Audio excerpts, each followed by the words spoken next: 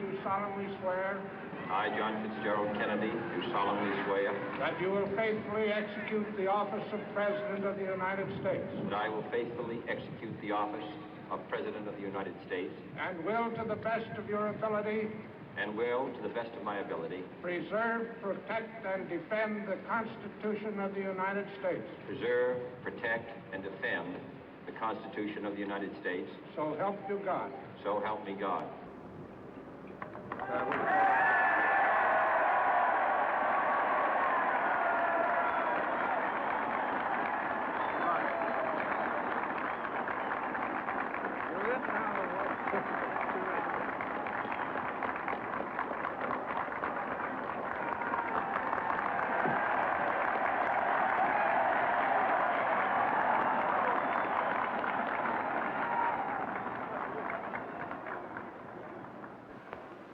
Vice President Johnson, Mr. Speaker, Mr. Chief Justice, President Eisenhower, Vice President Nixon, President Truman, Reverend clergy, fellow citizens. We observe today not a victory of party, but a celebration of freedom, symbolizing an end as well as a beginning, signifying renewal as well as change. For I have sworn before you and Almighty God the same solemn oath our forebears prescribed nearly a century and 3/4 ago. The world is very different now, for man holds in his mortal hands the power to abolish all forms of human poverty and all forms of human life. And yet the same revolutionary beliefs for which our forebears fought are still at issue around the globe. The belief that the rights of man come not from the generosity of the state, but from the hand of God. We dare not forget today that we are the heirs of that first revolution. Let the word go forth from this time and place to friend and foe alike that the torch has been passed to a new generation of Americans born in this century, tempered by war, disciplined by a hard and bitter peace, proud of our ancient heritage, and unwilling to witness or permit the slow undoing of those human rights to which this nation has always been committed and to which we are committed today at home and around the world.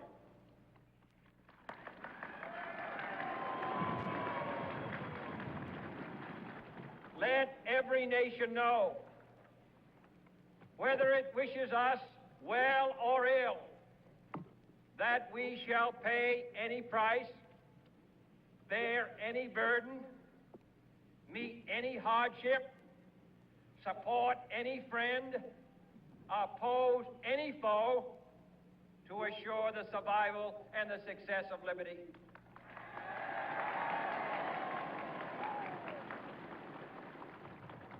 This much we pledge and more. To those old allies whose cultural and spiritual origins we share, we pledge the loyalty of faithful friends. United, there is little we cannot do in a host of cooperative ventures. Divided, there is little we can do, for we dare not meet a powerful challenge at odds and split asunder. To those new states whom we welcome to the ranks of the free, we pledge our word that one form of colonial control shall not have passed away merely to be replaced by a far more iron tyranny.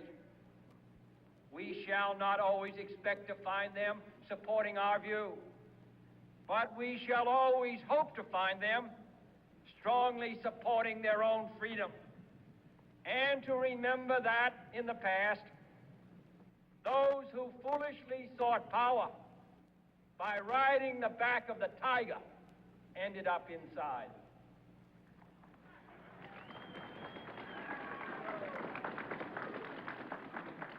To those people in the huts and villages of half the globe struggling to break the bonds of mass misery, we pledge our best efforts to help them help themselves for whatever period is required, not because the communists may be doing it, not because we seek their votes, but because it is right. If a free society cannot help the many who are poor, it cannot save the few who are rich.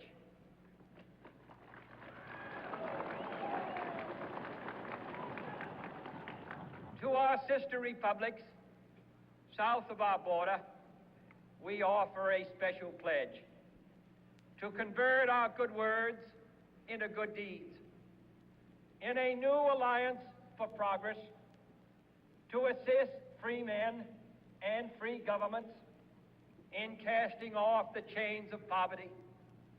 But this peaceful revolution of hope cannot become the prey of hostile powers. Let all our neighbors know that we shall join with them to oppose aggression or subversion anywhere in the Americas. And let every other power know that this hemisphere intends to remain the master of its own house.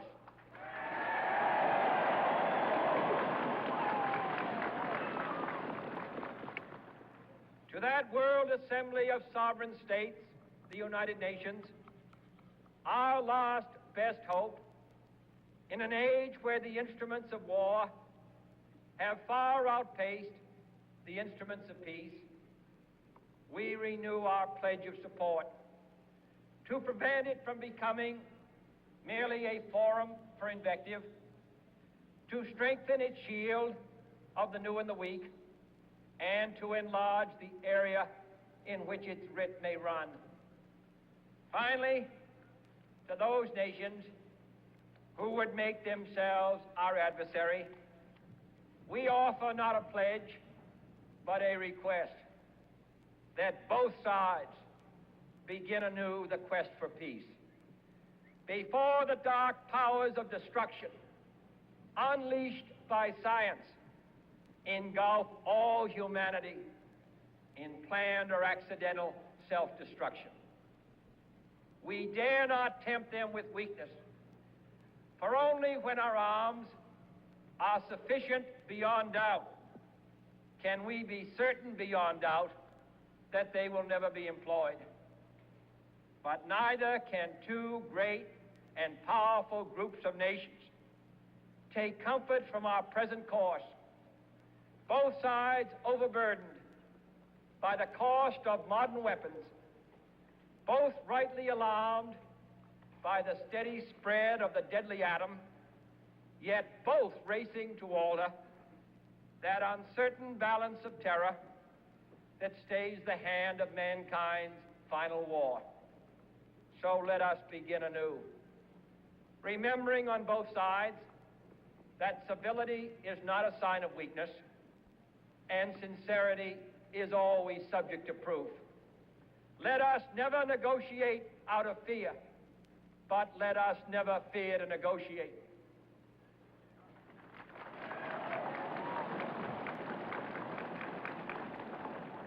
Let both sides explore what problems unite us, instead of belaboring those problems which divide us. Let both sides, for the first time, formulate serious and precise proposals for the inspection and control of arms, and bring the absolute power to destroy other nations under the absolute control of all nations.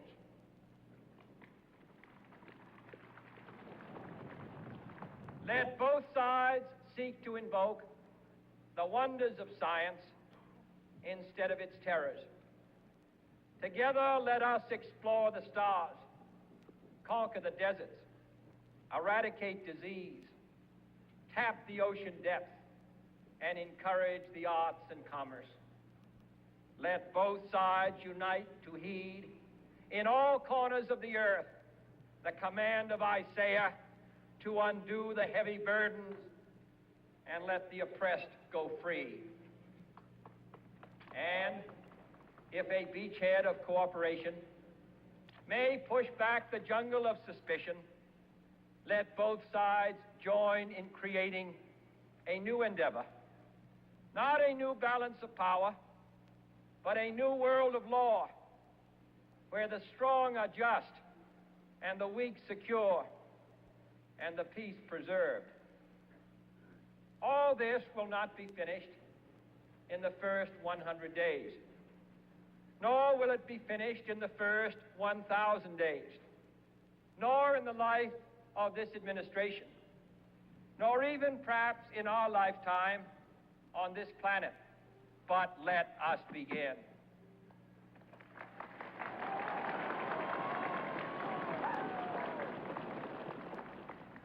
In your hands, my fellow citizens, more than mine, will rest the final success or failure of our course. Since this country was founded, each generation of Americans has been summoned to give testimony to its national loyalty. The graves of young Americans who answered the call to service surround the globe. Now the trumpet summons us again, not as a call to bear arms, though arms we need, not as a call to battle, though in battle we are, but a call to bear the burden of a long twilight struggle, year in and year out, rejoicing in hope, patient in tribulation, a struggle against the common enemies of man, tyranny, poverty, disease, and war itself. Can we forge against these enemies a grand and global alliance, north and south, east and west, that can assure a more fruitful life for all mankind? Will you join in that historic effort?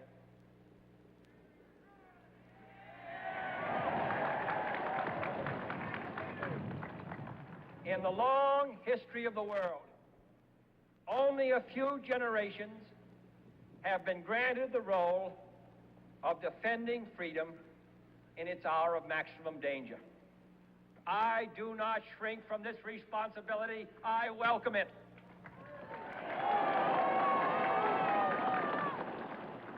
I do not believe that any of us would exchange places with any other people or any other generation.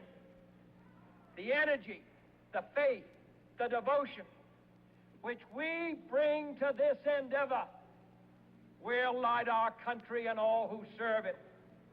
And the glow from that fire can truly light the world. And so, my fellow Americans, ask not what your country can do for you, ask what you can do for your country.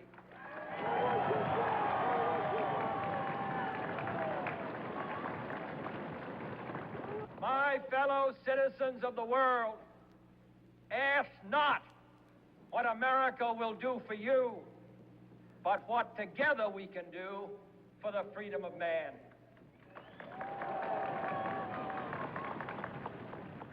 Finally, whether you are citizens of America or citizens of the world, ask of us here the same high standards of strength and sacrifice which we ask of you.